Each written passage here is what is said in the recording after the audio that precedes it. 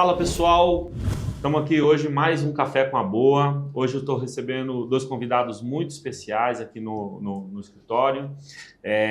O senhor Salésio Nu e o Sérgio Grilo, CEO e CFO da Taurus Armas, uma empresa de capital aberto. A ideia dessa conversa aqui é trazer um pouquinho da empresa para vocês, da gente conversar sobre o negócio, falar um pouco da companhia, dos planos futuros da companhia. Bom, a Taurus Armas ela foi fundada em 1939 como Forjas Taurus e tem 85 anos de história. Nasceu como uma pequena operação de fabricação de ferramentas na cidade de São Leopoldo, no Rio Grande do Sul, e ao longo do tempo pivotou sua operação para a produção de armas e expandiu seu negócio através de aquisição e abertura de novos mercados. A Taurus ela é a maior empresa de armas do Brasil, exporta 75% da sua produção e o foco da empresa é o mercado de varejo dos Estados Unidos, onde vende armas para os cidadãos americanos.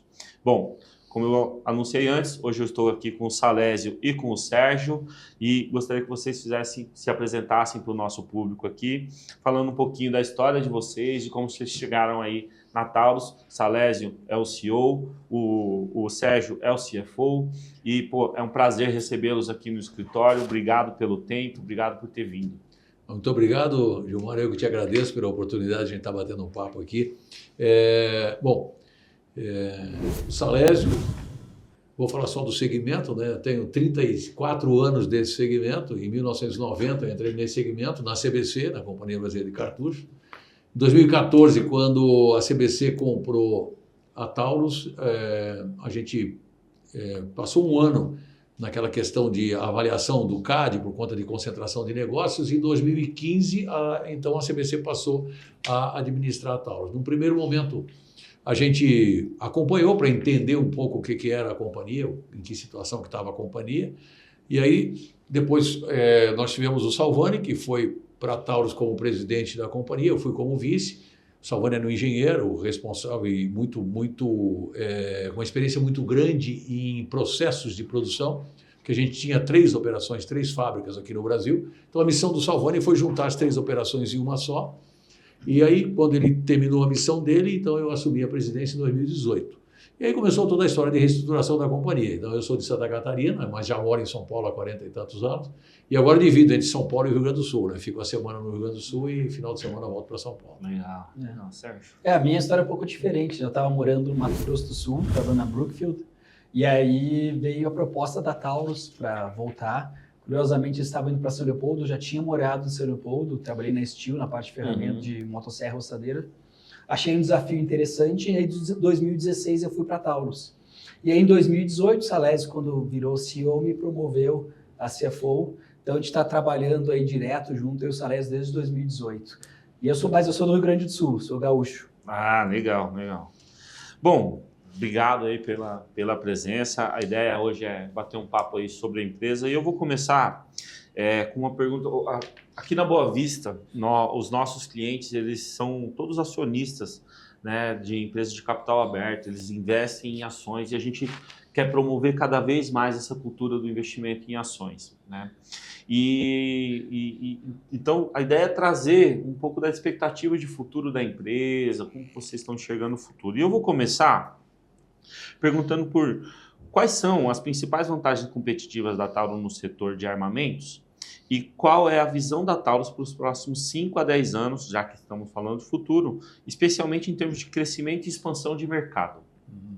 Bom, a Taurus, como você falou, uma empresa que tem 85 anos. Aliás, dia 19 de novembro a gente completa 85 anos. Então, no Brasil, uma empresa com 85 anos não é comum, né? Por toda essa situação nossa, insegurança jurídica, ainda mais no nosso segmento, né? O nosso segmento, a cada 4 anos a gente tem, teoricamente, algumas surpresas pela frente e algumas emoções fortes, que é o que aconteceu agora recentemente. Uma renovação de expectativa. Exatamente. Né? Então, a Taurus empresa sempre foi uma empresa muito forte, ela teve uns tropeços aí antes da aquisição, mas a Taurus sempre foi uma empresa muito forte nos Estados Unidos, né? Há 40 anos atrás, a Taurus tomou uma decisão muito importante de montar uma operação nos Estados Unidos, que é o maior mercado de armas para o civil, como você falou no início da nossa conversa aqui. Então, a Taurus sempre foi vocacionada para o mercado civil. E ela teve uma participação muito grande. Hoje, as nossas exportações, até corrigindo a tua informação, 90% hoje, por conta dessa queda do mercado nacional, hoje a gente exporta 90% da produção, né, entre Estados Unidos e o resto do mundo. Então, o que a Taurus tem de fortaleza hoje? Primeiro, todas as mudanças que nós fizemos de 2018 para cá foram mudanças estruturais, que criaram fundamentos sólidos para a companhia. Então, hoje a companhia, mesmo com essa situação toda da insegurança jurídica aqui no Brasil, toda a questão dos juros altos e a recessão americana, o pós-boom do Covid no mercado americano, né, a companhia continua sólida. Depois o Sérgio pode falar aí das finanças e tal. Então, a Taurus hoje é uma companhia sólida, uma companhia estruturada, preparada para o futuro. Uma fortaleza, o nosso portfólio de produtos para o mercado civil, né? Eu costumo dizer que a Taurus não é uma fábrica de pistola ou uma fábrica de revólveres, nós somos uma fábrica de armas. Então nós temos um portfólio completo de revólveres, nós somos o maior fabricante de revólveres do mundo. De cada 10 revólveres que são vendidos no mundo, 6 são da marca Taurus, ou da Heritage, que é uma marca nossa, né? Nós somos um grande fabricante de pistolas. Nós temos um portfólio de armas longas esportivas, inclusive recentemente lançamos um rifle de caça nos Estados Unidos, e nós temos um portfólio de armas táticas. Então, a Taurus, isso é a fortaleza da Taurus. E a gente tem uma agilidade muito grande em lançamento de novos produtos, né? A gente lança muitos produtos. O nosso faturamento esse ano está em torno de 20% de novos 20% produtos. mais ou menos. Nós já chegamos a 35% de faturamento de novos produtos. Logo, quando a gente começou a gestão na Taurus, que mudou o portfólio, ampliou o portfólio. Então, isso aí para nós é muito forte. Outra coisa, tecnologia, né? Isso é uma coisa que é até meio que uma paixão particular minha, né? Nós temos mais de 200 engenheiros na Taurus.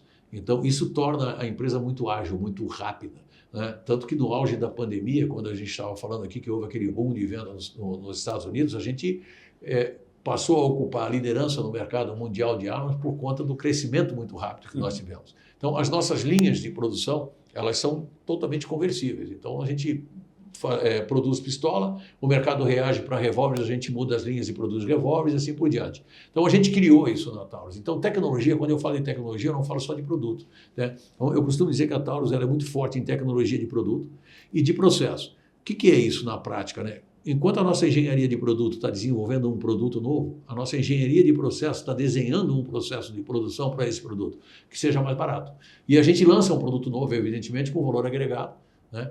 Do ponto de vista do consumidor, o consumidor tem que entender e tem que enxergar valor nesse novo produto. Então você consegue lançar ele com um preço melhor e com custo menor. Por quê? Porque a engenharia de processo está trabalhando no custo disso. E isso vale para todas as operações que nós temos, inclusive fora do país. Tudo que a gente desenvolve de processo aqui, a gente exporta essa tecnologia para nós ou para as empresas onde a gente tem JV, participação, né? Também a gente trabalha muito em desenvolvimento de novos materiais. Então, a terceira geração de pistolas, né? Pistolas, só para a gente recapitular um pouquinho, então pistolas começaram com as metálicas, que eram aquelas pistolas mais pesadas, depois as de polímero, e agora a Taurus inovou com a terceira geração de pistolas, que são as pistolas à base de grafeno. Então, tem grafeno na composição, tanto dos polímeros como nos tratamentos superficiais dos metais. Então, isso torna a empresa bastante agressiva no mercado. Então, a gente, além de produtos, a gente desenvolve materiais. Nós estamos trabalhando muito forte agora também em convênio com a universidade, que é uma coisa que a gente tem forte. Então, a Universidade de Santa Catarina está trabalhando com a gente no desenvolvimento de nióbio. A Taurus a gente injeta metais, diferente das empresas que injetam polímero, nós injetamos metais. A gente são poucas empresas no mundo, 2 empresas grandes no mundo, que fabricam o composto para injeção de metais, né? Uma na Alemanha e uma na Índia. 20% da nossa produção já é feita com o nosso composto, que é a base para injeção de metal. E a gente está desenvolvendo, junto com a Universidade de Santa Catarina, nióbio nessa composição. Então, a gente investe muito nisso. E também na tecnologia de equipamentos, né? Então, o processo, a automatização dos nossos processos, os robôs, a nossa engenharia é que implementa o processo junto com um parceiro, evidentemente, que produz o robô. Então, esses 4 pilares é que sustentam o nosso centro integrado de tecnologia e engenharia. Então, eu diria para você que as fortalezas da Taurus são isso. Quer dizer, é uma engenharia muito forte, dividida nesses 4 pilares, e um portfólio muito agressivo. Então, Isso resumidamente é isso. É isso que traz aí o grande diferencial da empresa e gera o que a gente chama de barreira de entrada, né? Perfeitamente. Muito interessante. Eu tenho até, a gente vai falar mais para frente aí do CIT, né, que é o Sim. Centro Integrado de Tecnologia e Engenharia, vai falar das pistolas da terceira geração, que eu vi que vocês têm alguns processos diferenciados, eu quero que vocês expliquem um pouco mais sobre isso, né? Mas quando a gente fala de expansão para os próximos 5, 10 anos, a gente também está falando de novos mercados. E a Taurus, ela tem um MOU assinado com a Arábia Saudita e tem uma licitação com a Índia. Como que está essa licitação com a Índia? Como que está esse MOU com a Arábia Saudita? E qual é o impacto dessas duas operações? Qual a expectativa que vocês têm com relação a essas duas operações? E se isso já impacta nos resultados da empresa hoje ou vai impactar futuramente? Bom, eu vou falar mais genericamente sobre esses projetos e aí o Sérgio fala mais especificamente com relação aos números, né? Antes mesmo de falar da Índia e da Arábia Saudita, a gente criou, nessa nova fase da Taurus, uma fábrica de carregadores de pistola. Num primeiro momento você pode achar que, bom, mas é mais uma peça de uma arma. Não, muito pelo contrário. É uma das peças mais importantes na fabricação de uma pistola. E uma das mais difíceis, né? Na Índia, o que a gente teve mais trabalho de desenvolver foi o carregador. Quando a gente, nesse processo de transferência de tecnologia para a Índia, uma das coisas que a gente teve mais dificuldade, hoje inclusive nós estamos tendo dificuldade, o que está limitando a nossa produção na Índia, que o Sérgio vai falar daqui a pouco, é exatamente carregadores. Então, por que a gente criou uma fábrica de carregadores? Mas é um problema de engenharia ou é o desencontro de tecnologia? Não. É o processo mesmo de produção. Porque, na verdade, o que vai alimentar, o que vai fazer o funcionamento da arma são o processo de acomodação das munições dentro do carregador. É o carregador que, na verdade, apresenta a munição para a câmara da arma, para fazer o processo de... Então, tudo parte do carregador. Né? Quase ninguém tem essa concepção no mundo. Tanto é que existe uma grande fábrica de carregadores do mundo que abastece a maior quantidade, das fábricas de pistolas do mundo. No início da pandemia, a gente identificou que poderia faltar alguns insumos básicos, não só carregador em si, mas também como commodities. E a gente começou a se preparar para isso. E muito rapidamente, por conta desse nosso centro integrado de tecnologia e engenharia, a gente arrumou um parceiro que dominava o processo de dobrar metais, porque é um metal, né, uma chapa dobrada.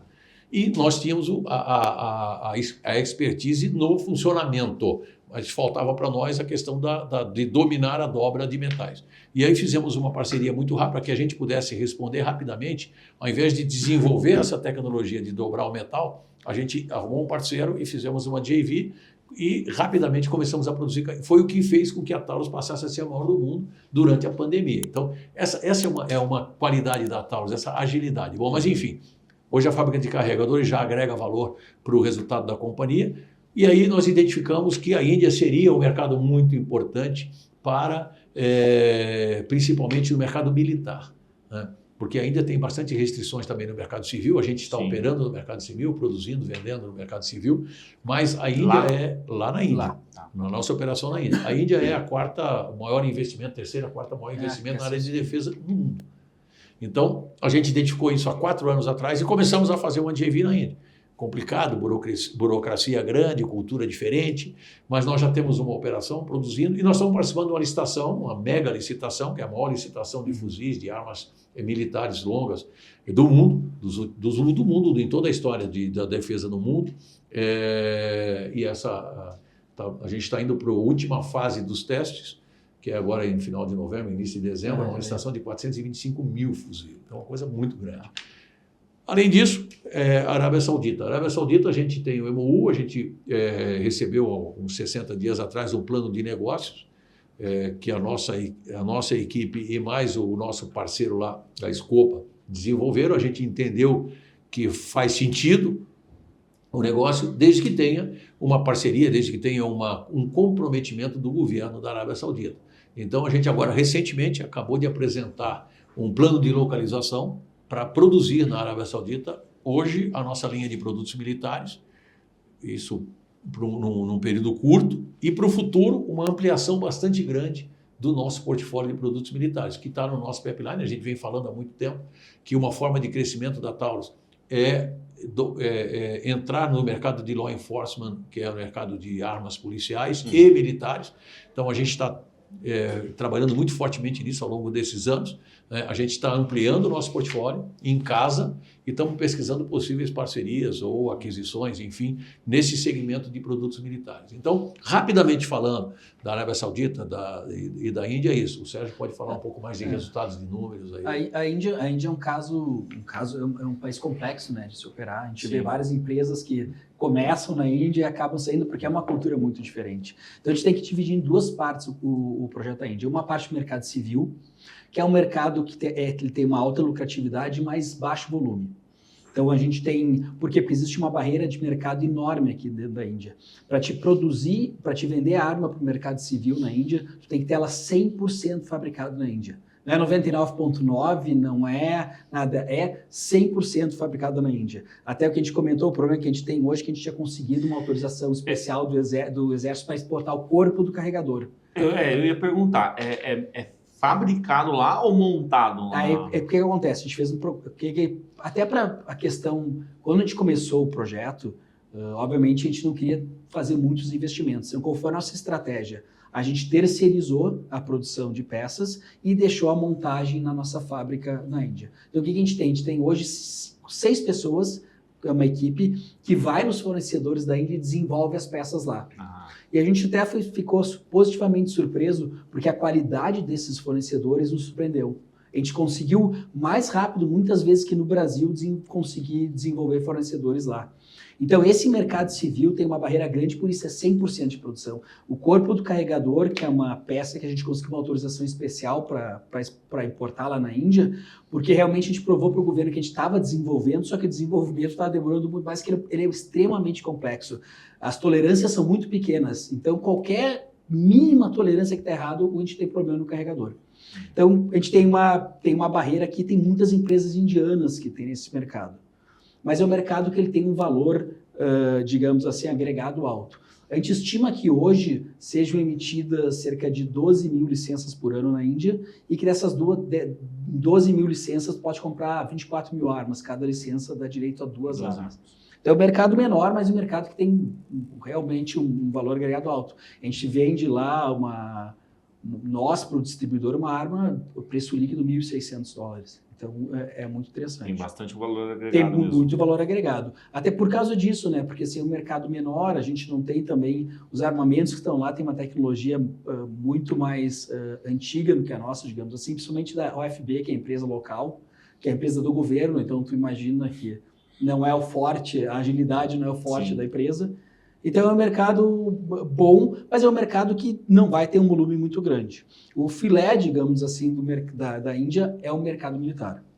Por quê? O governo da Índia tem uma estratégia, não só para o militar, mas de uma maneira geral, trazer tecnologia dentro da Índia, para a Índia, que foi isso que nós fizemos. Então, o que o governo da Índia fez? A partir do ano de 2023, acho que 23 foi, ou 22, só vai poder vender para o exército indiano as novas licitações. Quem passou as antigas acaba vendendo. Se tu tiver a produção na Índia e ter um parceiro local que tu divida a tecnologia. Então, e a Índia pretende ser o segundo maior PIB de defesa do mundo. Porque justamente a Índia acho que tem muitas aspirações econômicas importantes na Ásia. Os indianos têm quase certeza, quando eles falam para ti, que eles vão ser maiores que a China em 2050. É complexo, mas é um plano, eu acho que... Isso aí. E eles têm crescido muito. Então, obviamente, ele vai ter já tem conflitos geopolíticos ali com o Paquistão, não é uma região muito fácil de se administrar. E, obviamente, tem uma questão ali com a China, que é histórica, e que então, eles vão investir muito nesse projeto. Então, a gente foi lá para a Índia justamente para participar das licitações. E nós temos em andamento essa licitação das 425 mil fuzis, que é a maior licitação, eu acho que a gente já viu de fuzis no mundo. Para vocês terem uma ideia, começou com 15 empresas que se habilitaram e só 7 foram para a etapa final, de tão rígido que estão sendo os testes. São muitos testes. Tem mais de um ano de teste, né? Mais de um ano. Mais de um ano, várias etapas de teste. Várias etapas de teste. Se tu pensar desde o início da análise, é mais de 1 ano e meio, desde que eles começaram a analisar a documentação da do processo. Não, é extremamente complexo e bem rígido, isso que é interessante. Interessante que já caíram mais de metade dos concorrentes. E aí agora nós temos um teste final, a gente já passou em todos os testes, que esse é o teste, digamos assim, mais complexo e mais sui generis. Porque eles vão fazer? Eles vão fazer um teste nos Himalaias a 4.000 metros de altura, a menos 20 graus dessas armas. Então, para ter uma ideia, a gente está mandando uma equipe, a equipe ela está indo agora, e ela vai ter que passar ela não vai direto para os 4.000 metros, ela vai ter que se aclimatar, ela tem um plano todo para ir, como se fosse escalar uma montanha. Quase subir o Everest. Exatamente. Então, são testes práticos, práticos mesmo, né? Então, o processo, a gente até se surpreendeu com relação a isso. A gente trabalha com vários países do mundo e até então a gente sempre dizia que a Polícia Nacional das Filipinas era o órgão que era mais exigente em termos de testes, de qualificação dos produtos. E a Índia nos surpreendeu em todos os sentidos. Em todos os sentidos. É tão rígido, o que eles fizeram? Todos os concorrentes podem assistir os testes. Então, tu assiste o teste de todo mundo, para deixar o processo mais transparente possível, porque não tem como discutir, todos participaram, todos olharam, se teve alguma falha, todo mundo estava lá. Então, realmente, esse é o grande filé que a gente tem hoje em dia. E essa licitação tem uma peculiaridade. Ela pode ter 2 vencedores. Por quê? O primeiro colocado, obviamente, que tiver o melhor preço e passar por todos os testes, vai ser escolhido, só que vai ser dada a prerrogativa para o segundo colocado, se fizer o mesmo preço, ganhar 40% da licitação. Entendi. Então, obviamente, a gente já tem 7, já pode ser 2 vencedores, então, obviamente, as chances estão aumentando. Então, tem a possibilidade de tu pegar 100% ou pegar 60% ou 40% da licitação. Legal. Bacana. Porque assim, muitos investidores têm, né, essa dúvida com relação, principalmente com relação ao processo da Índia, né? Muita gente liga aqui e fala assim, mas a Taurus ganhou a licitação. Falo, não ganhou a licitação. Está no processo. Está qualificada. E como vocês enxergam as nossas chances dentro desse processo? Vocês acham que a gente está indo muito bem? Assim, em termos de testes, muito bem. Eu não vou dizer que é surpreendente, porque nós acreditamos no nosso produto, a gente tem aquele que eu te falei, todos os produtos que nós lançamos, eles passam por... A gente criou na Taurus um guarda-chuva de protocolo de teste. Então, a gente pega naquele quesito qual é o teste mais rígido. E aí aquilo passa a fazer parte do protocolo de desenvolvimento de produtos da Taurus. Então, tanto é que todo mundo sabe, quando a gente adquiriu a Taurus tinha sérios problemas de qualidade, imagem comprometida e tal. Sim. E desde que nós assumimos a companhia, nós lançamos mais de 1.500 SKUs novos e nunca mais tivemos nenhum problema de qualidade. Por quê? Porque isso, eu costumo dizer, a Taurus não pode errar. Nós não podemos ter erro. Nós não podemos conviver com erro. Então, isso é muito rígido. Então, a gente, em termos de produto, nós temos muita confiança. Agora, licitação é binário, né? Ou você ganha ou você perde. Isso. Porque os preços nós já fizemos lá atrás. Todo mundo já entregou os preços lá atrás. Pelo menos há um ano. Pelo menos só 4 pessoas no mundo sabem o preço. É verdade. Só 4 Duas delas estão aqui. Porque a gente teve a preocupação... Vamos sequestrar nós aqui na saída. Porque a preocupação é tão grande com o valor que a gente ofertou para os outros, que foi bem isso. Nem o pessoal que está lá do operacional sabe o preço. Que legal. E uma coisa também que eu acho que é importante também, é que dentro dessas empresas que estão fazendo testes, nem todas já têm operação na Índia. Praticamente 3 têm operação na Índia. Uma local, a EWI, que é israelense, e nós. Então, a gente tem uma vantagem competitiva aí que a gente já tem uma operação na Índia. A gente já sabe como é que funciona. Então, se algum desses ganhar ou tirar segundo lugar, eles vão ter uma curva de aprendizado grande lá. E é importante, só até te ajudando, Sérgio, quando você falou de terceirização, que nós terceirizamos os fornecedores, não significa que nós terceirizamos, não, nós transferimos tecnologias para esses fornecedores. Por quê? É aquilo que o Sérgio falou, ao invés de fazer um grande investimento numa fábrica e verticalizar tudo na Índia, a gente selecionou meia dúzia de fornecedores e transferiu a tecnologia para aqueles fornecedores. Então, a tecnologia é nossa, da empresa da Índia, junto com esses fornecedores.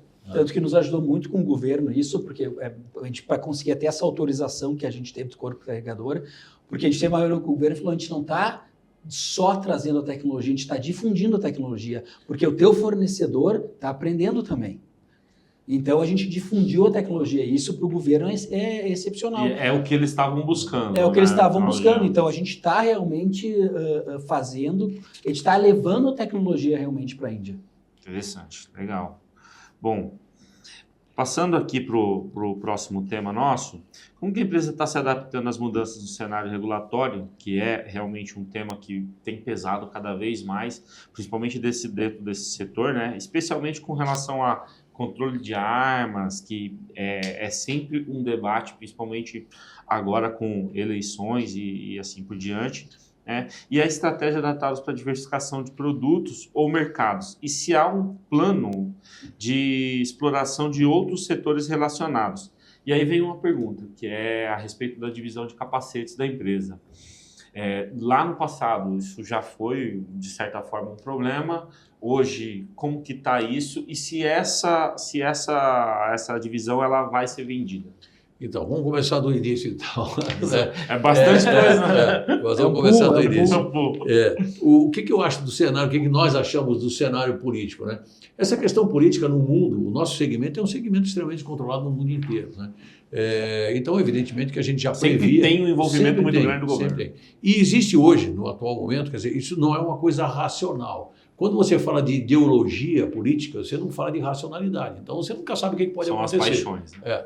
Então, nós estamos no meio de um governo aí que é extremamente passional com relação a essa questão da ideologia desarmamentista, né? Então, tudo o que acontece no cenário, esse assunto vem à tona, né? Então, para você ter uma ideia, saiu um decreto em janeiro, no segundo dia do governo, desse governo aí, ele tinha que ser regulamentado em 3 meses, não foi, saiu um segundo decreto em junho, que teria que ser regulamentado, foi regulamentado parte, até hoje ele não foi 100% regulamentado, e a gente está na iminência de sair um novo decreto ajustando uma série de incoerências que a legislação ainda permite. Aí aconteceu esse fato lá, isolado lá em Novo Hamburgo, e aí toda a discussão, todo o calor da ideologia e dessa questão passional toda veio para a mídia, né? E aí se fala da distribuição de armas do governo. Quando esse episódio lá de São Leopoldo, você vê como uma coisa não é racional. Essa pessoa, esse rapaz lá, ele comprou as armas em 2013 e 2014, quer dizer, no governo atual lá atrás. Isso aí. Não tem nada a ver com o anterior governo. E aí isso cria-se uma comoção e aí tudo para. Tudo para. Então, isso é uma coisa que acontece no Brasil, acontece nos Estados Unidos, acontece na Índia. Nós estamos falando agora, a Índia tem uma peculiaridade. Qualquer movimento de eleição nos estados... Isso. Paralisa a venda, a comercialização. Então você tem que parar a venda. Detalhe, se o nosso estado, que é a Haryana, tiver uma eleição, os outros não, para a venda do mesmo jeito. Então, cada estado tem uma peculiaridade, né? Então, a gente sabe trabalhar com isso, a gente tem uma inteligência de mercado que mapeia esses troços, a gente já previa isso, a gente fala isso, inclusive, nos nossos relatórios. E é um desafio do segmento. Né? Sempre. Agora, o que eu costumo dizer, né? Você tem que estar preparado para isso, evidentemente. Da mesma forma que eu acabei de comentar aqui com o crescimento das vendas durante a pandemia nos Estados Unidos, você também tem que estar preparado para uma situação como essa. Né? E a gente adequou a companhia, você vê que a gente chegou a produzir 7 mil armas por dia, 10 mil armas por dia. Hoje a gente está produzindo 3 mil. E a companhia está ajustada para aquilo. Nós continuamos fazendo a maior margem bruta do mercado. Então a Taurus tem essa vantagem. Nós construímos uma empresa pensando no futuro da empresa e considerando esses altos e baixos do segmento. Porque toda empresa ela tem que, evidentemente, viver com essas oscilações do mercado. E nós, além disso, né, a gente tem que viver com as oscilações regulatórias. Né? Então, além das econômicas, a gente tem que viver com as regulatórias. Então, eu não sei qual mais oscila, né? Se é na bolsa ou se é na regulação. Na regulação. Então, a gente tem que ser uma empresa muito ágil na mão. E aí, tanto é que os resultados mostram isso. A gente pode não ter grandes volumes, mas a gente continua entregando as melhores margens do segmento no mundo. Todos os nossos concorrentes têm margens piores do que a nossa. Bom, mas enfim. Então, essa é a questão do segmento nosso, a questão regulatória e tal. Depois, daqui a pouco, a gente vai falar um pouco dos Estados Unidos, expectativa das eleições dos Estados Unidos. Então, isso acontece em todo o mundo. Né?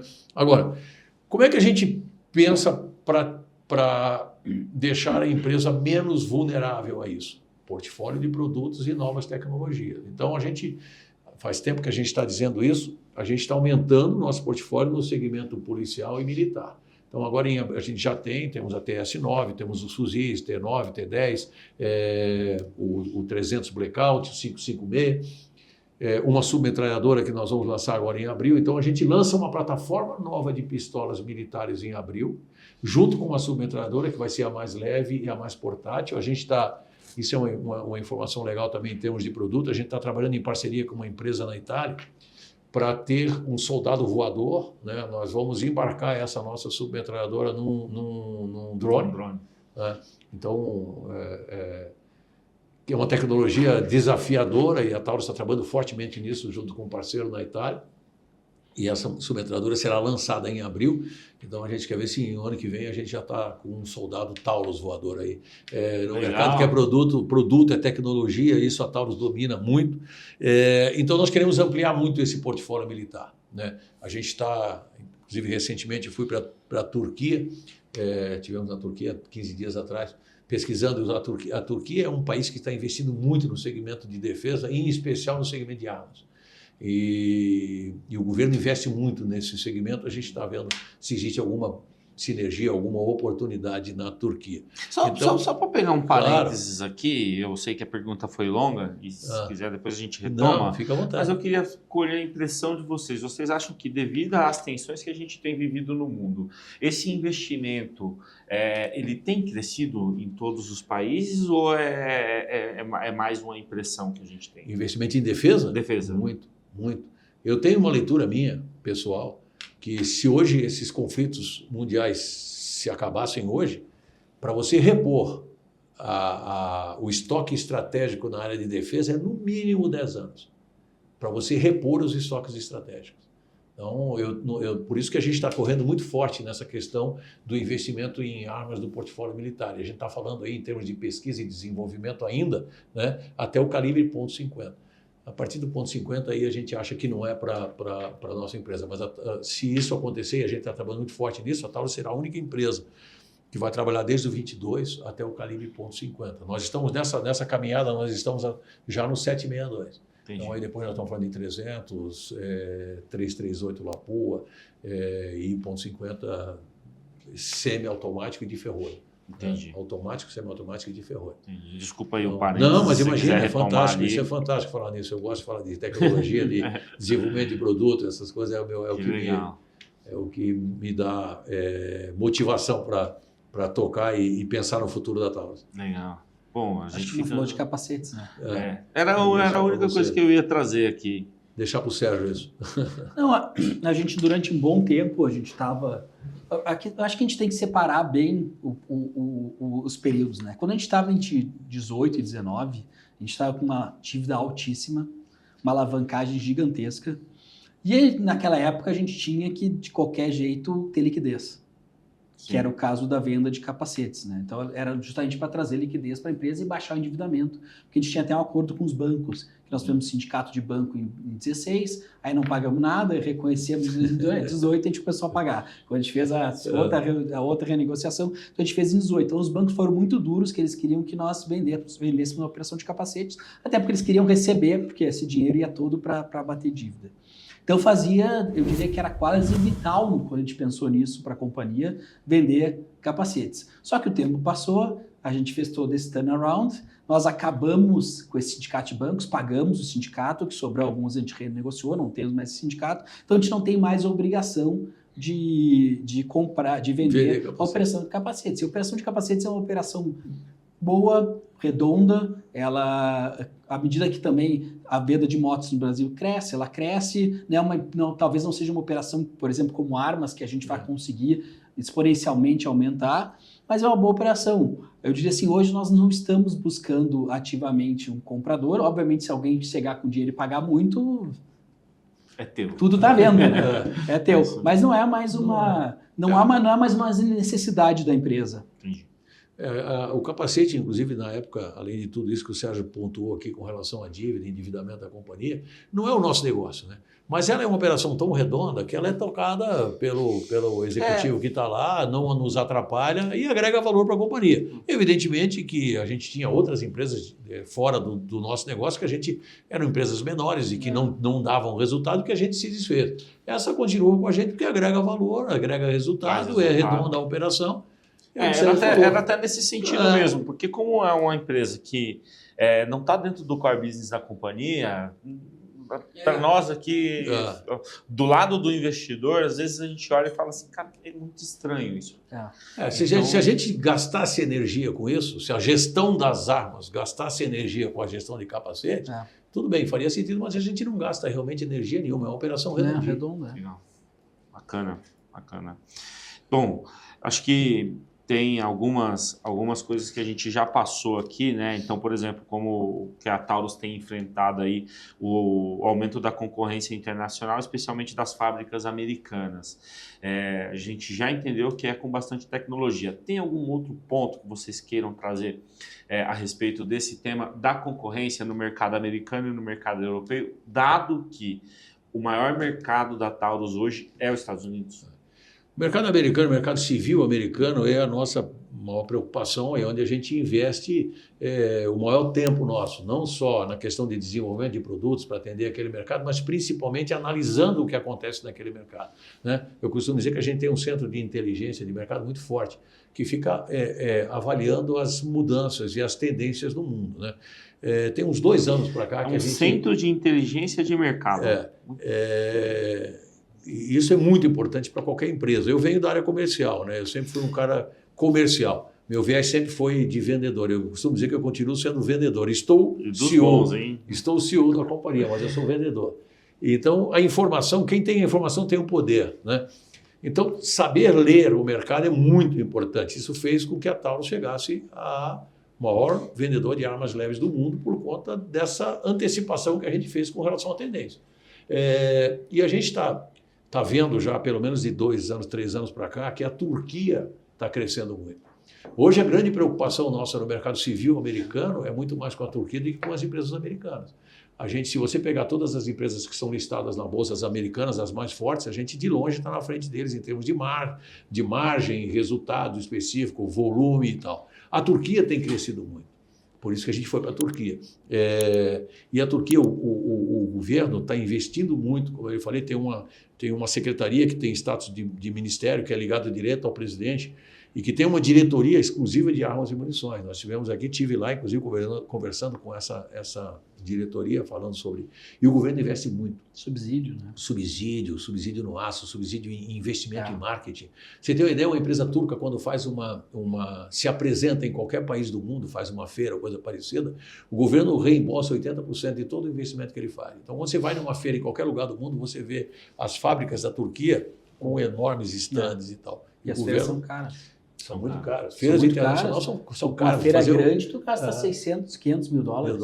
Um shot show, uma IVA. Uma IVA, 600, 500, 700 mil. E isso é para todas as empresas? Todas as empresas. E a Turquia banca esses investimentos. E eles têm... E assim, o que a gente viu é que, diferente da Índia e da Arábia Saudita, eles não têm essa carência de tecnologia. Eles se acham, hoje... autossuficientes em tecnologia na área de defesa, principalmente no nosso segmento armas, enfim. Né? Óbvio, vocês consideram eles um centro de desenvolvimento importante? Um bom parceiro. Um bom parceiro. A gente está trabalhando com essa visão. Principalmente com relação a subsídios, essas coisas todas e tal. A gente tem um projeto aí que a gente, evidentemente, está embrionário, não é o caso de falar aqui. Mas, assim, é importante dizer que esse nosso centro de inteligência de mercado, ele vai nos indicando essas coisas. Então, uma fábrica de carregador. Temos que fazer uma fábrica de carregador. O mercado da Índia, temos que ir para a Índia. Arábia Saudita. A Arábia Saudita até 2030, a aspiração lá do príncipe herdeiro é ter o domínio de tecnologia na área de defesa. Talvez não vá ter todo o domínio, mas está investindo muito, né, nesse investimento e nesse segmento, perdão. E a gente está junto lá com esse nosso parceiro, que é a Scopa, como eu falei há pouco. A gente só está vendo qual é realmente digamos assim, o apetite do governo nessa questão dessa transferência de tecnologia. Como eu disse, a gente já apresentou um plano de mobilização para fazer uma fábrica lá, se evidentemente tem as contrapartidas e tal. Então, a Turquia hoje é a nossa maior preocupação. Tivemos visitando outras empresas na Turquia, eles têm interesse, inclusive, na posição que a Taurus tem nos Estados Unidos. A gente hoje tem uma distribuição nos Estados Unidos que na nossa leitura, a distribuição mais equalizada nos Estados Unidos. A gente tem distribuidores em todos os estados, a gente tem... e nós não trabalhamos exclusivamente com os distribuidores nos Estados Unidos. Nosso modelo de comercial nos Estados Unidos é distribuidores, grandes lojas e pequenas lojas. E os buy groups, que são pequenas lojas que se juntam para fazer um grande pedido de uma fábrica. Então, a gente trabalha em todos os segmentos. Evidentemente que com uma política comercial que evite concorrência desleal entre os segmentos, para que a gente possa aproveitar tudo. Então, isso tem um valor agregado muito grande. Gera uma capilaridade. Bastante grande nos Estados Unidos. Então, isso é um interesse que a Turquia tem com relação a Taurus. Né? E nós estamos... E a Turquia está investindo muito nesse segmento de armas. Então, por isso que a gente tem um olho grande lá um olho grande no bom sentido, né? No sentido de um olhar bastante específico. Né? E a Turquia vende para todo mundo, né? Ao contrário de, por exemplo, até o próprio Brasil, a Turquia é um país que faz negócio com todo mundo, né? Então, as barreiras diplomáticas e tal, essas coisas, a Turquia lida muito bem com isso. Né? Então, por isso que a gente também tem uma visão lá para a Turquia. Uma posição muito benéfica para eles, né? O que não é o interesse dos outros, é o interesse da Turquia. É isso aí. Eles estão muito bem posicionados nesse ponto. Você, no nosso papo aqui, tem falado bastante da tecnologia, do centro de desenvolvimento, e vocês têm um centro integrado de tecnologia e engenharia, e tem também a terceira geração de pistola, com a pistola GX4 Grafene. Eu queria que você falasse um pouquinho mais desse centro específico e de como que ele vem gerando inovação na tecnologia e melhoramento de qualidade e eficiência do produto.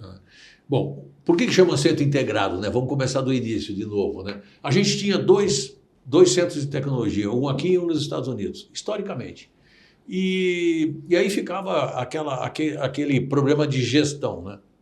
A gente desenvolveu o produto no Brasil e aí vendia nos Estados Unidos, e aí a engenharia americana achava que não era bem. O americano se acha, né? Eu não acho que o americano, eu acho que o brasileiro é melhor do que o americano. E aí, para acabar com isso tudo, quando eu assumi a presidência da Taurus, eu assumi a presidência da Taurus no Brasil em 18 e no mundo em 19. Global em 19. A primeira coisa que eu fiz foi acabar com o nosso desenvolvimento que tínhamos nos Estados Unidos. Trouxemos tudo para o Brasil. Então, o que é importante? Nós geramos a nossa tecnologia aqui no Brasil, sob domínio nosso. In-house. Então, é nosso. Todo o desenvolvimento de produto, processo, materiais e equipamentos é desenvolvido no Brasil e padronizado onde a gente tem operação no mundo. Então, nós deixamos nos Estados Unidos o que é inteligência de mercado. Então, os nossos engenheiros nos Estados Unidos, eles identificam a necessidade do consumidor, uma tendência de mercado, e nos passam o briefing, a gente faz os protótipos, manda para lá, eles testam. Evidentemente que a gente faz isso em conjunto. Todo dia tem americano no Brasil e tem brasileiro nos Estados Unidos, isso é normal, né? Porque a gente faz em conjunto, mas a coordenação é no Brasil. Então, o nosso Centro Integrado de Tecnologia e Engenharia, que o SESC, que é o nosso diretor de engenharia, que ele comanda isso no mundo inteiro. Então, quando a Índia está fazendo alguma coisa, está fazendo sob a orientação do Brasil. Quando os Estados Unidos está fazendo alguma coisa, está fazendo sob a orientação do Brasil. Por que nós fizemos isso? Para ter o domínio. Para saber exatamente o que tem que fazer, como fazer e para que fazer. Né? E aí, não adianta você só ter a tecnologia no desenvolvimento de produto. Você tem que fazer aquele produto mais barato, para você aumentar as suas margens. Quando nós assumimos a Taurus, o Sérgio sabe disso, a gente fazia 13%, é um número feio, de margem bruta. Imagina, não tinha como. Isso aí, apertado. Não tinha como. Não. Nós chegamos a fazer mais de 50%, 54%. A indústria não tem como sobreviver. Não sobrevive. Ainda mais com alto investimento em vendas e marketing que nosso mercado. Não tem como. Então, assim, não tem como. Você tem que agregar valor ao produto. E aí desenvolve produto. Agora, você tem que produzir ele mais barato e vender ele mais caro. Essa foi a equação que nós fizemos. Então, hoje, nisso aí, a gente tem uma tremenda competência. Tanto que, de novo, Eu costumo dizer que nós não exportamos tecnologia para a Índia. A Índia importou tecnologia do Brasil. Nós fomos procurados por uma empresa indiana. Por quê? Porque nós estávamos aptos a exportar essa tecnologia, porque a tecnologia é nossa. Se eu tivesse 2 centros, eu ia ter isso dividido, ia ficar 2 centros mais ou menos.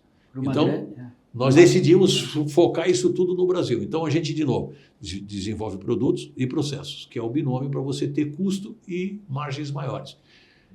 Você tem que pensar no futuro, você tem que pensar em novos materiais, né? E o Brasil, e eu acho que a gente tem que fazer isso, né? O Brasil, 75% das reservas naturais de grafeno estão no Brasil.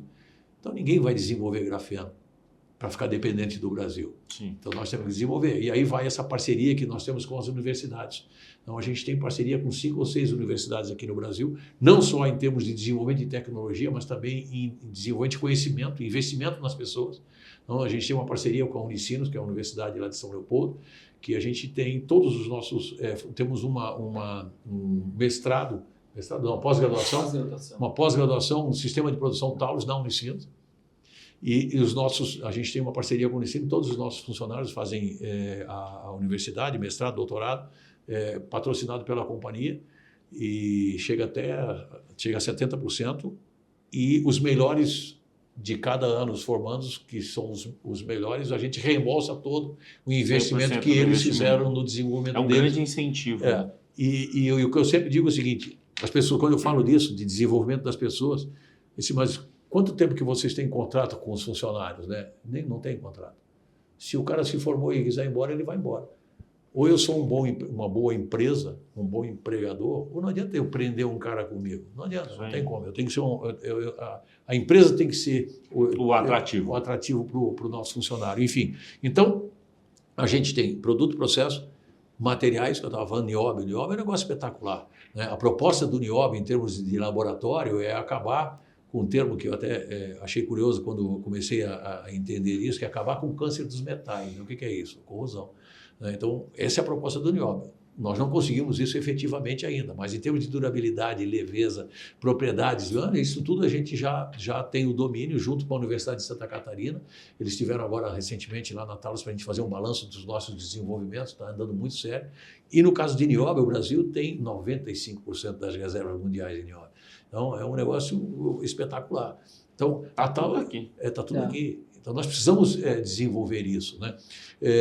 E, por último, o desenvolvimento das pessoas, que eu acabei antecipando. Então, o Centro Integrado de Tecnologia e Engenharia, ele tem que tratar também das pessoas, que é o 5º pilar, né? Então, eu falei de produto, processo, materiais, equipamentos e pessoas, né? Então, isso é o diferencial da Taurus.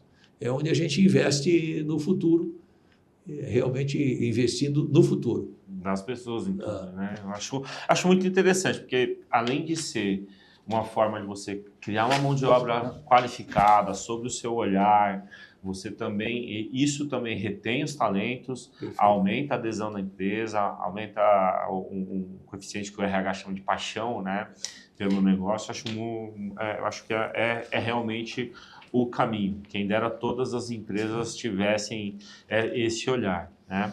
E a gente falou um pouquinho ali para trás de risco geopolítico, eleições. Hoje a gente está falando, estamos aí nas vésperas das eleições americanas. Tem a Kamala Harris e o Donald Trump. Dentro dessa dualidade ali, qual que seria o candidato mais benéfico para os nossos negócios? E nesse tema, quais são os principais riscos operacionais e geopolíticos que a empresa enfrenta? Você já disse da Turquia, né, que pode ser ali um forte concorrente, mas dentro desse olhar de vocês, qual que é a principal ação da empresa para mitigar esse tipo de risco? Assim, de novo, aquela questão que eu falo que você tem a inteligência. A inteligência, a gente tem que olhar para trás para ver o que aconteceu e projetar o futuro, né? Eu costumo dizer que a gente tem 2 retrovisores que são pequenininhos e um puta para-brisa grandão pela frente. Então, a gente usa muito os 2 retrovisores, mas usa muito o para-brisa também, né? E a história, o que é melhor, a Câmara ou o Trump? Eu vou usar um exemplo real, né? Que foi o Obama. Obama foi o maior vendedor de armas do mundo, né?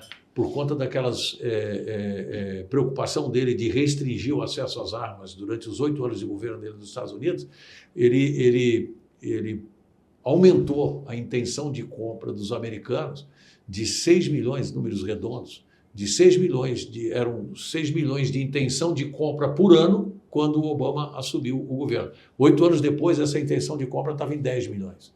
Então, o mercado aumentou de 6 para 10 milhões. A intenção de compra é aquela consulta do, entre aspas, CPF que os americanos fazem quando tem uma intenção de comprar uma arma de fogo. Não significa que ele compra. A maioria das vezes ele compra, sim, mas é uma intenção de compra. Então, passou de 6 milhões para 10 milhões. Então, e qual é o risco disso, né? Não, tudo bem. Por que o Obama não conseguiu, durante 8 anos, fazer nenhuma mudança radical com relação às armas nos Estados Unidos? Porque, diferente aqui do Brasil, né, os democratas, nem todos os democratas votam contra as armas nos Estados Unidos. Então, inclusive nesse governo, né, o Senado é que muda as leis nos Estados Unidos. Então, quando você tem um empate técnico, um empate de número de senadores, quem decide é o presidente do Senado institucional, que é o vice-presidente da República. Sim.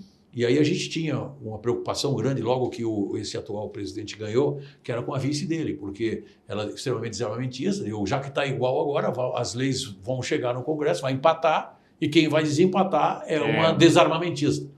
Não nos veio nenhuma lei que empatou, porque o próprio democrata não vota contra. Nem todos votam contra. Tem então, uma cultura o risco americana, não adianta, não tem como. Mesmo dentro dos democratas, tem gente que é pró.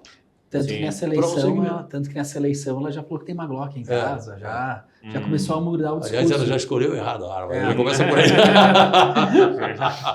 Ela mudou o discurso, né? Mudou o discurso. Por causa disso, por causa dos próprios democratas, né? Sim. Então, assim, o que a gente acha, né?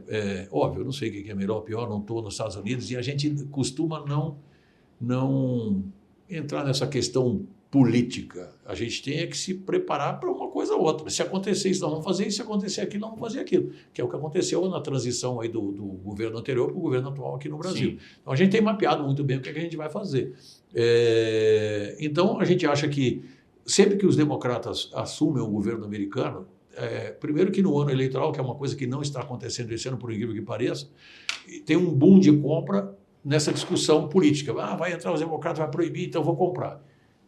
Até existe isso em termos de intenção de compra. O Nick está indicando que existe uma procura maior nesse momento agora. Uhum. Só que como tem muito estoque ainda na cadeia, que foi causado por esse boom de compras de armas que houve durante a pandemia, então a cadeia ainda está bastante estocada. Né? Então, nas fábricas, não só na Taurus, mas em outras, a gente tem visto aí os resultados dos nossos concorrentes, ainda não chegou na indústria. Então, não houve essa... Mas, durante o governo dos democratas, sempre você tem um aumento mais acelerado no NICS. Então, a gente acha que aquilo que o Sérgio falou, os próprios democratas sabem disso, que a própria candidata se antecipou dizendo que não, que ela tem uma arma, porta uma arma, enfim.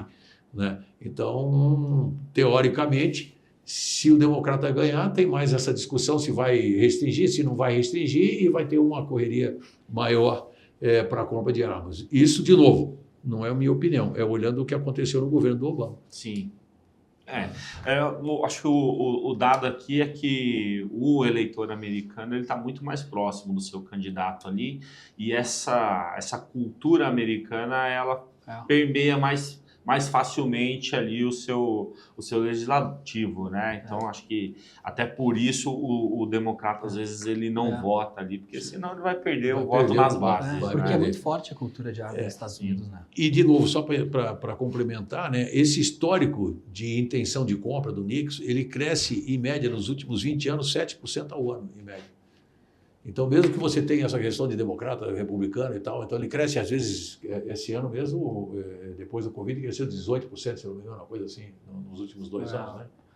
Eu acho que uma coisa assim. Isso é de 15, vai dar uns... Aí, depois, o ano seguinte pode cair um pouco, sim. Mas se você traçar uma média dos últimos 20 anos, o mercado cresce 7% ao ano. É impressionante. Pegando aqui, só antes de até fugindo um pouco do meu roteiro aqui, vocês olham, quando a gente fala de futuro, 5, 10 anos, a gente tem uma nova geração entrando tanto no mercado de trabalho quanto no mercado de consumo. né? E quando vocês olham para essa nova geração, essa cultura americana, ela permanece ou não? Ela tem ali alguma mudança? Permanece. Os últimos estudos que nós fizemos a cada ano entram 20, 6. No auge da pandemia chegou a entrar 25 milhões de novos consumidores, quase. Mas isso na Que pandemia. são pessoas que atingem a idade para... que entraram não no mercado, só a idade, mas que entraram. como também decidiram comprar uma arma. Então o mercado está crescendo. Vegetativamente, a gente tinha um estudo aí que crescia 6 É. milhões, são 6 milhões de intenção de compra por ano de novos compradores. Não só daqueles que querem comprar mais 1, 2, 3, 4, Sim. 5 armas. De novos compradores, pessoas ou jovens, né, ou pessoas que não tinham o hábito de comprar. Os jovens, tu vê muito forte isso nos Estados Unidos. Tu vai num shooting range lá, é incrível o que tem de jovens. Eu tenho uma filha que estuda lá e ela, dentro da universidade, tem linha de tiro dentro da universidade. E aí ela vai lá, porque ela gosta, e ela fala, é incrível o número de pessoas, de americanos, esses jovens que querem comprar arma. Os amigos dela todos esperam 21 anos para comprar uma arma. Porque nos Estados Unidos a arma para porte a partir de 21 anos. E é incrível isso. Então é uma cultura muito forte. Tu vai numa loja de arma nos Estados Unidos, é muita gente jovem. Essa última vez que eu fui em Atlanta, a gente passou algumas lojas, era muita gente jovem, muita, assim, casais jovens. Então é uma coisa que impressiona, é muito forte essa cultura nos Estados Unidos. Legal. Assim, porque quando a gente fala de futuro, a gente também está falando dessa nova geração de consumidores também, né? Perfeitamente. E nos Estados Unidos tem o hábito da caça muito forte, né? Então é comum aos 16 anos, com 16 anos a pessoa, o menino já pode, o pai já pode dar para o filho uma arma longa. Então é comum com 16 anos levar o filho numa loja e dar um rifle 22, é natural, isso é uma coisa natural. E tanto sobre o mercado, que é uma coisa interessante que a gente viu no Covid, né, foi um aumento muito grande das mulheres comprando armas nos Estados Unidos.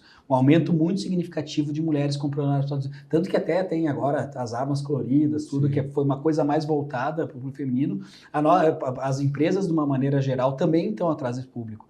Então, tu vê que é uma diversificação mesmo do mercado. Tem um documentário, acho que na NBC News, que falava justamente sobre o novo perfil do consumidor americano. E aí é bem interessante esse documentário, quem quiser ver, procure. Como chama? É o novo perfil do consumidor americano. Depois até eu posso mandar para ti o link. Legal. É bem legal. E aí fala isso, ele vai... os repórteres vão entrevistando quem são os novos consumidores de arma. Então, por isso que o Salesi comentou. Tu via... assim, estereótipos democratas, assim, casais homossexuais comprando arma, que não é uma coisa muito republicana. Os movimentos do Black Lives Matter, também o pessoal, eles indo nos protestos comentando, o pessoal comprando arma.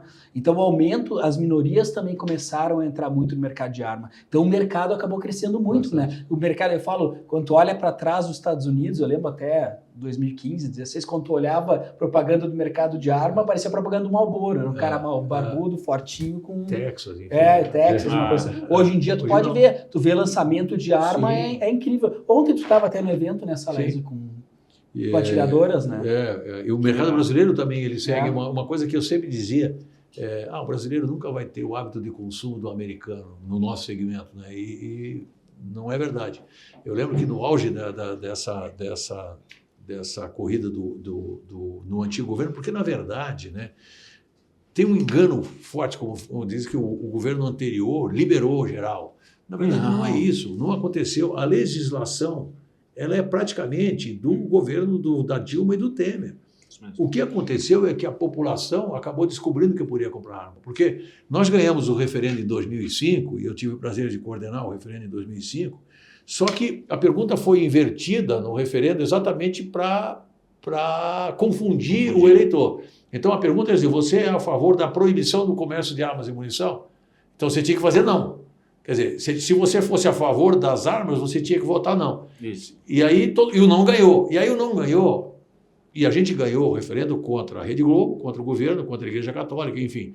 E a própria Rede Globo, ou seja, não só a Globo, mas a mídia de massa, ela acabou confundindo as pessoas, não ganhou, não ganhou, então não pode comprar arma. Não pode, Então ficou isso. Quer dizer, já antes mesmo do Bolsonaro se eleger, as vendas começaram a crescer. Por quê? Porque começou a discussão, não, você pode comprar. Você pode comprar. É a informação E aí, que não chegava, exatamente. né? E aí, assim, o que aconteceu é que os governos anteriores, eles, de uma forma, no tapetão, eles te dificultavam a compra. Sim. Isso sim, nesse governo anterior, não, é o seguinte, se você cumpre a regra, é porque você tem o direito, que é o que a gente brigou lá atrás, pelo direito à legítima defesa.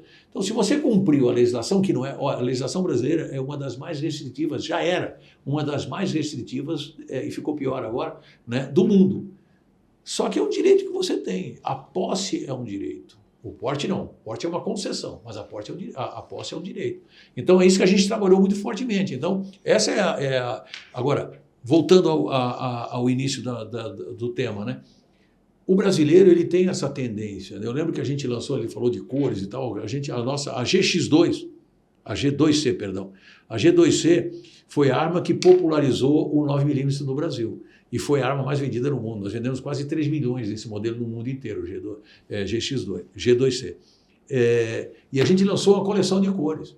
E eu lembro, eu sou muito ativo nas redes sociais, né? Eu brigo e converso com os meus consumidores, eu preciso saber o que o povo pensa do nosso segmento. E então tenho vários amigos e alguns poucos inimigos das redes sociais, mas enfim, eu recebi uma mensagem uma noite dizendo assim: seu Salésio, eu acabei de comprar a minha última, completei a minha coleção de G2C. Como assim? Não, comprei a última cor. Ele tinha comprado 8 armas iguais, de cores diferentes. As cores. De cores diferentes. Entendi. Entendeu? Então, assim, o brasileiro tem esse hábito, porque esse pessoal dessa ideologia desarmamentista, eles esquecem, não, o Brasil não tem tradição em ter arma de fogo, é uma besteira, uma idiotice total. A primeira medalha olímpica brasileira foi conquistada no tiro esportivo. Eu não sabia disso. Em 1926, ou 1920, eu acho que foi, na Antuérpia. Porra, nós não temos tradição no tiro? Outra, a maior fábrica de armas e a maior fábrica de munição do mundo estão onde? No Brasil. E nós não temos tradição. Então, quer dizer, essas coisas é que essa mídia enfim, esse pensamento, essa ideologia desarmamentista que tenta desmistificar isso. Sim, nós temos uma cultura armamentista, nós temos cultura de caça. O Brasil teve caça regulamentada durante anos e você tinha as espécies todas. Sim. Depois que proibiu, o que acontece? É furtivo. Então você já está errado. E predatório. Predatório, né? Você já está errado mesmo. Então, é isso aí. O maior fiscal das espécies é o caçador, porque ele paga para caçar. Então ele não deixa ninguém caçar fora da temporada e não deixa ninguém caçar aquele bicho que não é regulamentado, aquela espécie que não é regulamentada. Isso funciona no mundo inteiro. E é um negócio. Você vai caçar no Uruguai, no aeroporto, você tem um fiscal militar e o fiscal do meio ambiente, do IBAMA, enfim, e eles seja muito bem-vindo ao nosso país, porque você gera renda para o nosso país. Entendeu? É diferente a visão. É outro olhar sobre isso. Porque o que a gente tem que entender nesse nosso segmento é que ele tem consumidor. Se você dificultar, ele vai adquirir. Se você regulamentar, ele vai adquirir legal. Então você não tem que dificultar, você tem que regulamentar e ter um controle. E punir aquele que faz o ato legal. Perfeitamente. Tudo, né? Perfeitamente. Você falou agora que a posse ela é um direito e o porte ele é uma concessão. Falando aqui para um incauto de armas, tá? O que isso quer dizer? Não, é o seguinte, você tem toda uma regulamentação para adquirir uma arma de fogo. Uhum. Inclusive com teste prático, psicotécnico, várias certidões negativas e tal. Se você apresentar tudo isso, você tem o direito de adquirir uma arma de fogo. E principalmente se você tem um documento que chama... oh, meu Deus, me fugiu agora. Meu Deus, fugiu. Mas, enfim, é a justificativa para adquirir a arma de fogo. Não é? Daqui a pouco eu vou lembrar o termo correto. Então, você tem que juntar essa documentação toda e essa declaração de efetiva necessidade. Lembrei do termo. Que legal. Entendeu? Que é a efetiva necessidade. Você tem direito. Você comprovou, tem a lei é clara para isso. O que acontece com a autoridade? Dependendo da ideologia do governo, ela vai te dificultando. Então, você apresenta a documentação. Aí eles pedem, demoram 6, 8 meses para dar o retorno. Aí venceu uma daquelas declarações, aí você tem que voltar de novo. E eles vão te enrolando, mas você tem o direito. a posse. Eu sou especialista nisso, é bom explicar isso, porque a mídia toda hora eles confundem as duas coisas. Confundem porte com posse toda hora. Agora, o porte não. O porte é uma concessão da autoridade. Então, você tem que se habilitar, juntar toda a documentação de novo e uma declaração do porquê você... Agora, você não tem o direito. Aí é uma concessão da autoridade. Mesmo que você reúne toda a documentação e, inclusive, comprove a efetiva necessidade, a autoridade pode não te conceder, porque é uma concessão. E importante na posse, acho que o Salésio é especialista, explicar, né, que a posse não pode andar, né, com a arma. Exatamente. Isso é importante. A posse é para você ter em casa. E uma coisa que foi também regulamentada... Mas como eu levo a arma para casa? Não, você sai da loja com uma guia de... Você comprou a arma, você tem a nota e uma guia para ir até o teu endereço. Seja a tua casa, o teu escritório, a tua fazenda, enfim. E você tem que portar na tua propriedade. Antigamente era na tua residência, agora é na tua propriedade. Por quê? Porque tu imagina, você tem uma fazenda, aí você compra uma arma, uma arma longa, por exemplo, e você tem a posse, você não tem um porte. O que é? Você não pode portar essa arma, mas você pode, hoje, dentro da tua propriedade, andar com arma. Com ela. Ou seja, você pode portar numa fazenda durante todo o dia a arma que você não tem porte, você tem posse, porque a posse te dá direito a usar na sua propriedade.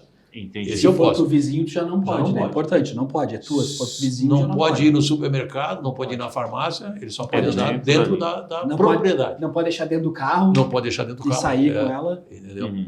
Então, essa é a diferença. Agora, o porte não. O porte te dá direito a portar. Ou seja, você pode andar com ela dentro da limitação que tem no próprio porte, que o porte pode ser estadual ou federal, ou em alguns estados. Por exemplo, eu tenho negócio no Paraná e Santa Catarina. Eu peço o meu porte, junto à documentação, eu tenho 2 empresas, uma no Paraná e Santa Catarina. Eu posso ter um porte estadual com abrangência nos 2 estados.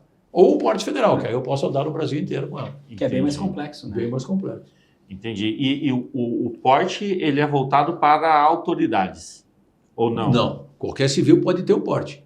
Entendi. Uma justificativa. Quando você falou para mim da concessão, eu achei que fosse para algumas categorias é inerente. Por exemplo, juízes, desembargadores e tal, é inerente. Agora, eles podem ter. A própria funcional deles já te permite, já é a efetiva necessidade. Agora, o civil como nós tem que requerer. Por exemplo, eu tenho porte, evidentemente por motivos óbvios, né? Eu sou o CEO de uma empresa de armas, então... Né? O risco é grande. O risco é grande, não porque eu sou o CEO, sim pelo risco, né? Então isso é avaliado. Eu tenho meu porte é federal, porque eu viajo o Brasil inteiro, enfim, vamos em eventos no Brasil inteiro. E algumas pessoas têm. Agora, o porte é bem seletivo. A posse não, a posse é um direito. E as pessoas têm que brigar. Tanto que quando a autoridade nega a posse e ele cumpriu toda a regulamentação, você pode entrar com recurso na autoridade superior.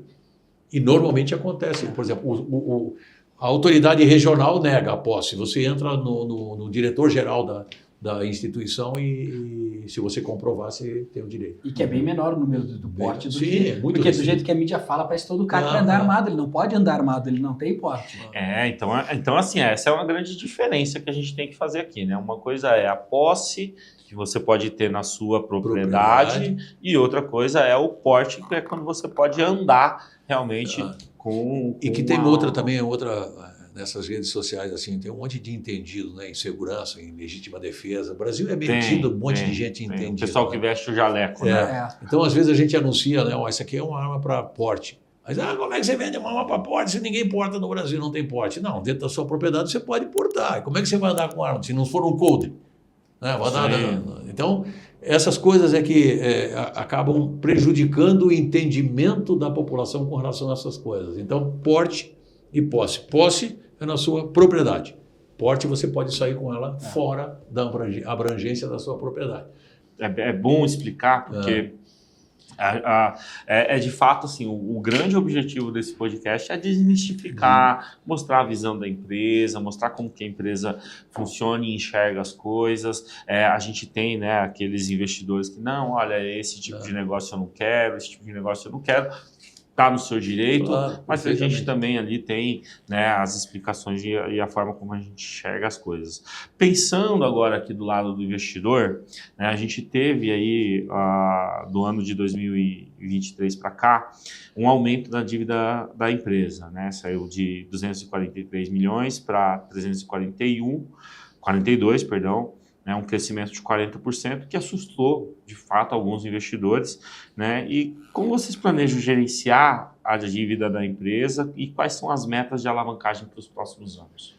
Vou deixar isso para o Sérgio. Já entrando aqui num papo mais Não, do investidor, eu ia dizer, né? essa é uma pergunta até relativamente simples, porque o que acontece? O que motivou a gente esse aumento de endividamento? Foi muito o que o Salles falou, foi o empréstimo que a gente teve do FINEP para construir o City que a gente está construindo do lado da Taurus, realmente um centro de pesquisa e desenvolvimento De excelência. A gente Porque é uma área que vocês... É uma área que nós compramos. A gente comprou uma área em 2020, eu acho, 21. 20, É, 20 ou 21, do lado da Taurus, foi aquela oportunidade que tu não pode deixar de passar por um preço bom, 100 mil metros quadrados, praticamente, uma área boa. E a gente adquiriu essa área pensando no futuro. Então a gente agora fez um projeto no FINEP para construir um centro de desenvolvimento lá. E o total, que o projeto são 192 milhões e o FINEP financia 178. Então, nesse endividamento já tem esse aumento, tu pode ver que esse aumento é praticamente em reais, que a gente tem endividamento, Isso. que é o endividamento do FINEP, que tem 3 anos de carência para pagar em 12 anos. Então, o que a gente está tendo realmente de aumento de endividamento é essa linha do FINEP que a gente tem para investimento. Que é uma dívida boa, né? Ótima, porque você está pavimentando o futuro da companhia com taxas baixas e com um prazo longo. É o tipo de dívida que a gente até gosta de olhar porque faz realmente sentido estar ali dentro, é uma forma que a empresa encontra de alavancar os projetos e tudo mais, né? E recentemente, o controlador da empresa ele fez uma reestruturação na holding. Qual que é o impacto disso para a empresa? Existem negócios dentro da holding que podem ter sinergias com o nosso negócio aqui ou conflitos com a empresa? O conflito, no nosso entendimento, não. Pelo contrário, sinergias bastante. A gente está trabalhando muito forte, né? Na verdade, foi uma aquisição dentro da holding lá de 27,5% do grupo Colt CZ. Colt é um ícone, né, no nosso segmento de armas aí. Eu tive a oportunidade de visitar a Colt e te afirmo que foi uma emoção, né, chegar na Colt. É uma coisa lendária. Assim, lendária mesmo. Eu brinco que eu tirei uma foto junto da foto do Samuel Colt e quando ele tirou a foto ele ficou sorrindo para mim na foto. Mas eu fiquei emocionado. Né? E a gente tem bastante sinergias realmente. Não só em termos de transferência de tecnologia, também como de fornecimento de peças, principalmente do MIM, que é essa tecnologia que nós temos de injeção de metal. A gente está trabalhando muito forte nisso, já é realidade em algumas situações. Então tem bastante sinergia. Não vejo que a gente tenha conflitos, pelo contrário. A Taurus, quando a gente fala você falou num assunto importante, que são os novos consumidores, né? Os novos, sejam eles a juventude que está se informando, sejam aqueles adultos que querem comprar sua primeira arma. Entrar. E a Taurus tem essa característica. Nós temos um portfólio de produto muito forte para novos entrantes. Então, é comum você ir numa loja nos Estados Unidos e dizer assim, eu não tenho nenhuma arma, eu queria comprar a minha primeira arma. Que arma você sugere? Eu lhe afirmo que de cada 10 lojas que você for, 8 vão sugerir uma G2C, uma arma da Taurus. É impressionante. A gente chega no aeroporto em Miami, Taurus, G2C, GX4. Então, a gente é muito forte nesse segmento. Então, essas empresas, tanto a Colt como a CZ, não têm. São produtos de uma faixa da média para cima. Então, os portfólios são complementares. E as sinergias são bastante grandes. Bacana. Alguma previsão de atuação dentro dessas sinergias para a empresa? Não, vai acontecendo, já está acontecendo, como eu te falei, já tem algumas coisas. É natural que aconteça. É natural, coisa natural. Né?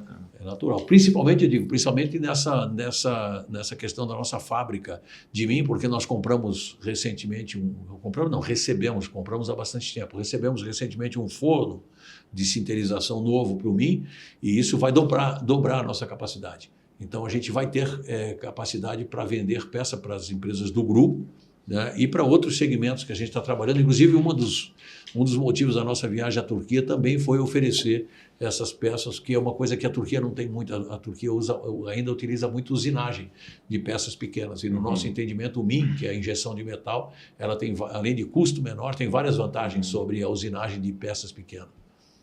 Entendi. Boa. É legal ver que é realmente uma empresa que olha para a tecnologia como um grande diferencial de trazer realmente uma melhora no produto, uma melhora no portfólio. Bacana, é muito bacana isso. E vou te falar, acho que a maioria dos investidores não tem essa visão e não tem essa impressão. Espero que a gente consiga comunicar isso para o público que está assistindo. Falando aqui do lado do investidor, né, no mercado, a gente vê aí muitas empresas dando pouca importância para o acionista, né? Porém, a gente sabe que essa é uma ótima forma de diminuir os riscos de novos projetos para a companhia, por exemplo. E aqui na Boa Vista, nós somos, né, investidores de longo prazo. E a gente compra esse projeto futuro, sempre pensando de estar e ser parceiro do negócio, né? E o nosso grande interesse é o bom desempenho da companhia. E do ponto de vista desse acionista com esse perfil, como que a companhia privilegia esse acionista de alguma forma, né? Como vocês têm quais são as ações para privilegiar o acionista que é parceiro? E até falando de políticas de dividendos da Taurus, e como que a gente pode tornar o nosso investidor, a gente estava falando um pouco antes da flutuação do preço das ações, e essa flutuação às vezes ela atrapalha um pouco esse investidor de longo prazo. Como tornar esse investidor um investidor cativo, aquele cara que compra ações e vai ficar com o papel ali, a gente estava falando de longevidade, que a Taurus é uma empresa de 85 anos. Para nós, investidores de longo prazo, isso é uma coisa muito importante. A perenidade do negócio. Como tornar esse investidor cativo, né? Políticas de dividendo, processo de recompra de ações, como que isso é visto lá dentro? Eu vou falar um pouco genérico sobre isso, depois o Sérgio fala de dividendos e de recompra de ações, né, que são dois assuntos que estão na nossa pauta. Mas assim, o que eu acho que a gente oferece para o nosso acionista ou para o investidor? Primeiro, a transparência, né? Você vê que a companhia, desde que nós assumimos em 2018, a companhia é uma companhia transparente. A gente tem as reuniões trimestrais, lives, relatórios, a gente tem o nosso departamento de RI lá na Taurus, a gente responde a todo mundo, tem um relacionamento aberto com o investidor. Agora, a gente, a Taurus, ela pensa no investidor, né? Ela trabalha pensando no investidor e não no especulador. Então, a gente tem que pensar na Taurus a médio e longo prazo, né? Você viu que todas as oscilações desse segmento, a gente, de forma muito positiva, para usar um termo a gente surfa nessas ondas. Você vê que durante a pandemia nós chegamos a fazer em um ano 1 bilhão de EBITDA. Por quê? Porque tinha mercado para fazer. E a gente foi muito rápido nisso. Sim. E com ações rápidas, como eu falei, fábrica de carregadores, enfim, mitigar a questão das commodities e tal. Então, a gente é muito... Nessa questão de futuro, como eu te falei, nós temos esse nosso centro de inteligência. Então, isso é o que a gente pensa. Nós somos uma empresa para investimento, né, para futuro. Evidentemente que o papel oscila de acordo com várias coisas, que eu também, se eu fosse especialista nisso, não seria o CEO da companhia, né? Estaria aqui fazendo do teu lugar, nós estaríamos invertendo aqui as posições. Mas eu acho que isso dá uma tranquilidade para o investidor, né? Evidentemente, nós temos política de dividendos, de recompra de ações. Agora, de novo, pensando no investidor, o que é o principal para a companhia? É caixa, é tranquilidade. Nós temos que ter uma empresa que tenha um caixa tranquilo. E isso é o que eu mais cobro do Sérgio, né? O Sérgio, inclusive, diz que caixa é rei e tal, tem essas coisas todas, então eu quero deixar o Sérgio aqui falar. Também é assim. Então, vocês não sabem o que nós passamos em 18, 19. A dívida da Taurus era renegociada para não pagar. Antes de a gente... 252 mil reais no caixa. Tinha 252. Nossa, e a gente, quando fez o primeiro resultado, a gente devia 11,7 vezes o primeiro resultado positivo que a gente fez.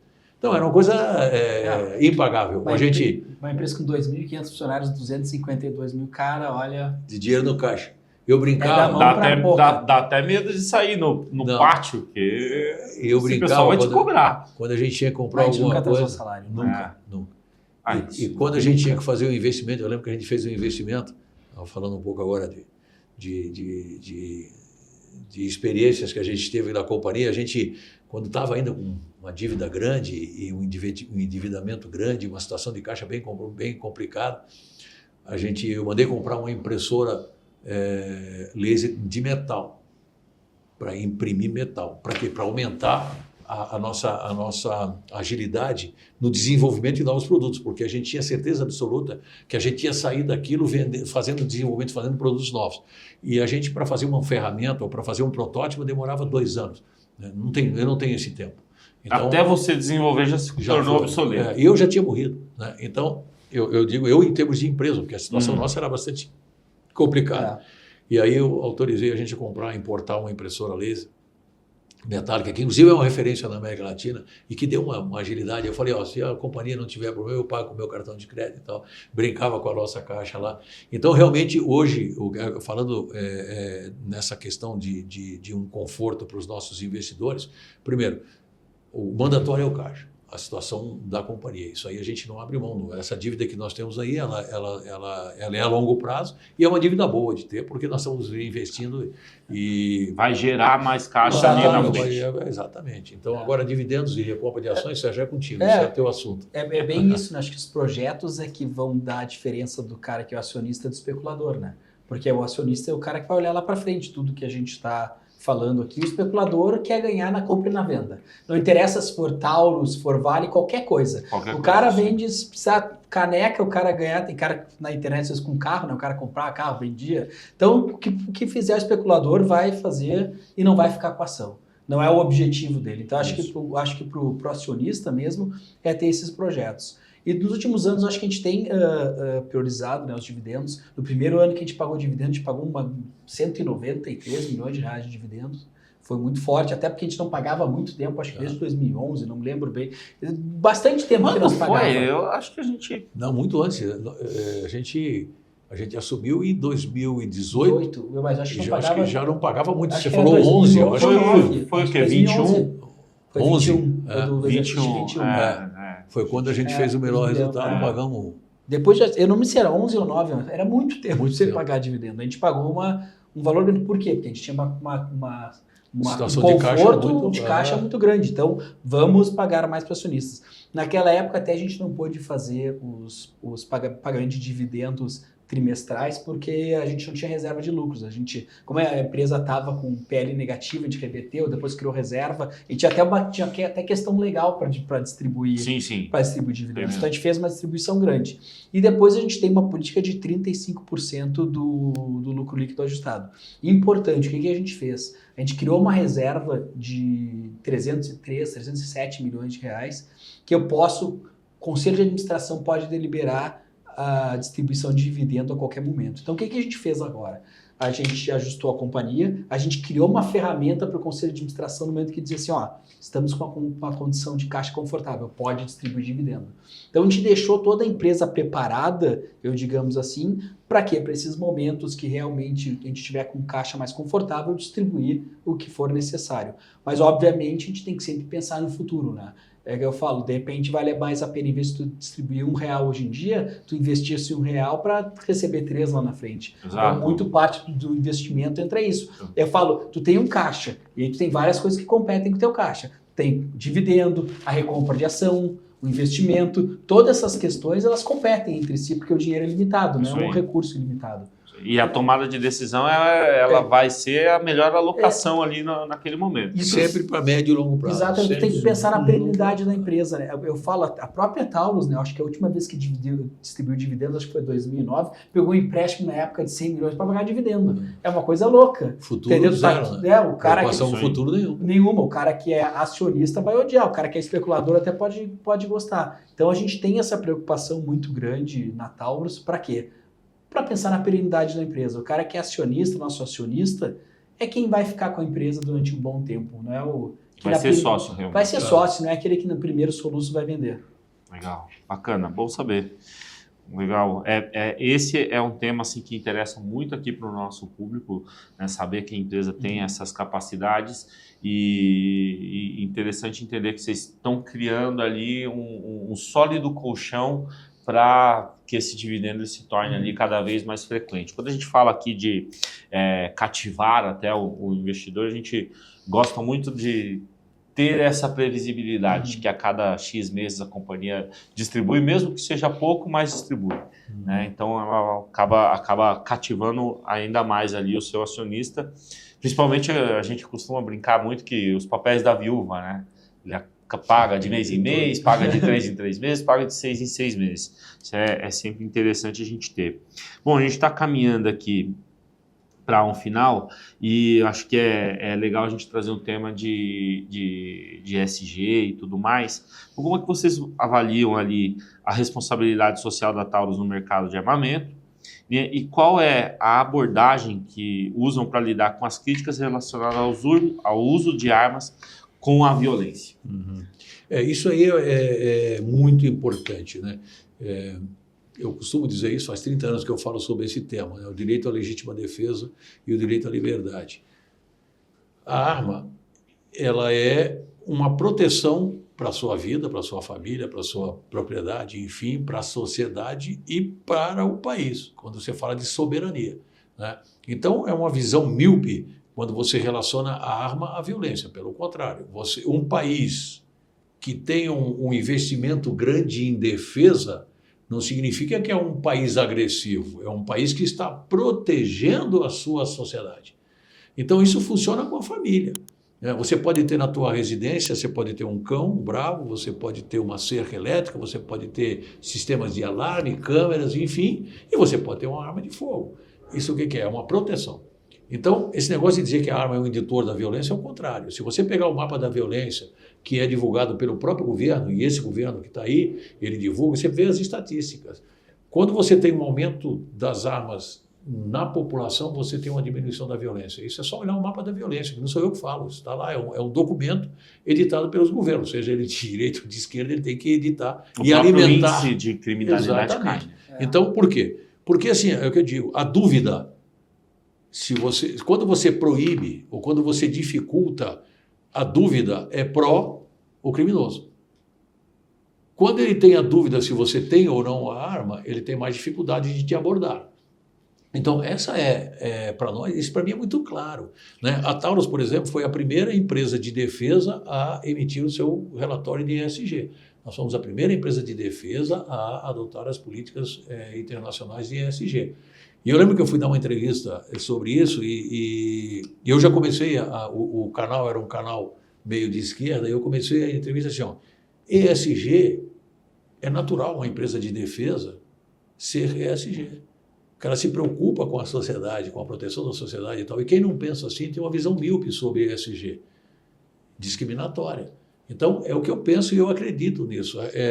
Uma empresa de defesa, uma empresa de arma, é uma empresa que alimenta a segurança, que produz e proporciona a segurança, seja a segurança individual, seja a segurança coletiva, ou seja até a soberania do país. Então, para mim, isso é uma coisa muito tranquila. E você vê isso no mundo inteiro. Porque é legal um país sem arma, legal, vamos combinar então, vamos tirar de todo mundo. Né? Aí tudo bem, aí nós vamos concordar com isso, mas não é o caso, você sabe disso. Então, o desarmamento é sempre do cidadão de bem. Né? A gente vê aí, cada dia que passa, o nosso país se torna mais violento. Né? E porque não tem essa dúvida na cabeça. E é uma besteira, por exemplo, essas ONGs desarmamentistas, que são um câncer da sociedade, né? Outro dia teve uma matéria, porque o número de CACs, né, que é caçadores, colecionadores e atiradores, que se envolvem com o crime organizado, aumentou muito, chegou ao recorde de 12. Gente, tem mais de 1 milhão de CAC. E a matéria chegou ao recorde de 12, numa base de mais de 1 milhão. Não devia ter nenhum. Agora, a sociedade, em todos os segmentos da sociedade, você tem uma percentual pequeno que tem desvios de conduta, e esses caras têm que ser tratados pelo rigor da lei, né? E esse é o grande problema, que a lei não tem o rigor devido e necessário. Né? Agora, o cara que é CAC, se ele cometeu um ato ilícito, ele vai ser responsabilizado, porque ele tem endereço, ele tem antecedentes, ele tem emprego, ele tem tudo. Está tudo registrado. Está tudo registrado. Então, isso para nós, essa responsabilidade que nós temos, eu sempre digo, tudo que não é controlado é concorrente meu. Verdade. Tudo que não é controlado é concorrente meu. Eu só vendo o que é controlado, o que é dentro da lei. Então, é isso que é importante. Então, a nossa responsabilidade, tanto que os controles, a gente sempre, todas as vezes que a legislação muda e a gente trabalha fortemente, eu sou o presidente da ANIAM, que é a Associação Nacional das Indústrias de Armas, Indústria, Comércio de Armas e Munição, a gente trabalha sempre que a gente pode em prol da legislação, dentro, evidentemente, daquilo que é possível, porque quando você, aquilo que eu falo, quando você dificulta, você alimenta o outro lado, o lado do descontrole, porque se você tem uma necessidade de ter, por exemplo, você mora no interior de um estado, onde quando você vai chamar uma polícia, alguém, vai demorar 2 horas, 1 hora para chegar, você tem que ter uma arma em casa. Como é que você vai se proteger? Se você não puder comprar ela legalmente, você não vai deixar sua família exposta. Uma fazenda. Uma fazenda. Então, você não pode dificultar. Agora, o controle, obviamente que tem que ter, e nós somos favoráveis a isso. O controle é que faz a segurança jurídica do nosso segmento. Então, eu não tenho nenhuma timidez ou receio de falar nessas questões de ESG para a indústria de defesa. Pelo contrário, ESG, a questão social do ESG está diretamente ligada à indústria de arma, à indústria de defesa. Porque é uma questão de segurança. Nossa, muito, muito, muito bom, bem interessante mesmo. Pessoal, a gente caminha aqui para o nosso final e eu queria que vocês, né, os dois, deixassem um recado para o sócio, né, para o investidor que acredita no futuro da Taurus, que tem as ações, que tem esse olhar de longo prazo. E vocês, qual que é o recado que vocês gostariam de deixar aqui? Eu espero recebê-los outras vezes, né? Mas qual que é o recado que vocês gostariam de deixar aí para o sócio, né? É quase que o recado para o sócio mesmo. Vou deixar o Salésio, né? Afinal, o CEO da empresa tem que... Bom, eu acho o seguinte, a Taurus, o que nós temos que ter na cabeça é que nós somos uma empresa de 85 anos, uma empresa que está sólida. Todo esse processo de reformulação que nós fizemos na companhia, ele criou fundamentos sólidos para a companhia. Então, nós temos que olhar a Taurus a médio e longo prazo. Por que eu digo isso? Porque, primeiro, nós desenvolvemos tecnologia e nós não só exportamos produtos, nós exportamos também tecnologia. O mundo inteiro está olhando para a Taurus. Quando eu falo que a gente tem uma fábrica hoje na Índia que foi de transferência de tecnologia, eu costumo dizer, não fomos nós que exportamos a tecnologia para a Índia, foi a Índia que importou a tecnologia da Taurus. Por quê? Porque ela entendeu que a Taurus tinha conhecimento tecnológico. Então, nós somos uma empresa que fez toda uma reestruturação pensando no futuro. Nós estamos aqui com 4, 5 projetos fortes dentro da companhia, mesmo nesse processo hoje que nós temos um governo aqui no Brasil, que não é só no nosso segmento, né? O Brasil está passando por uma série de incertezas, uma insegurança jurídica muito grande. Nós estamos falando de uma reforma tributária que foi aprovada em 2 dias mal discutida na Câmara, e que agora está parada no Senado, e que daqui a pouco aprova em 2 dias no Senado, e tu não sabe exatamente bem o que é essa reforma tributária, o que vai acontecer. Então, enfim, nós estamos num processo de insegurança no Brasil, nós estamos no nosso maior mercado, que é o mercado americano, nessas questões todas de inflação, de altas taxas de juros. O americano não está acostumado a conviver com isso. Então, nós não estamos administrando a Taurus para esse momento, nós estamos administrando a Taurus para o futuro. E nós temos projetos fortes para a Taurus no futuro, como nós falamos nessa conversa aqui aberta. Então, eu digo assim, de novo, primeiro, a Taurus não é uma empresa que fabrica produtos. Nós produzimos tecnologia e exportamos tecnologia pensando no futuro.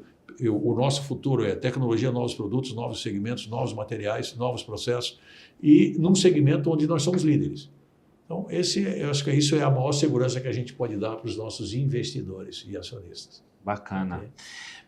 Eu gostaria muito de agradecer, né, ao Sérgio, ao Salésio pela presença, por ter me dado a oportunidade de entrevistar vocês para o nosso podcast. Espero que o nosso público tenha gostado bastante, tá? E fico muito satisfeito.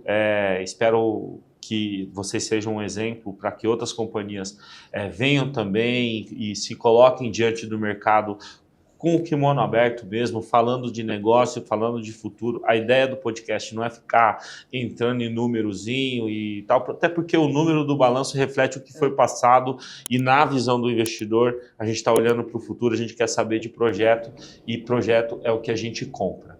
Tá? Então, eu agradeço a presença dos dois aqui, agradeço a nossa audiência e esse foi mais um Café com a Boa. Obrigado.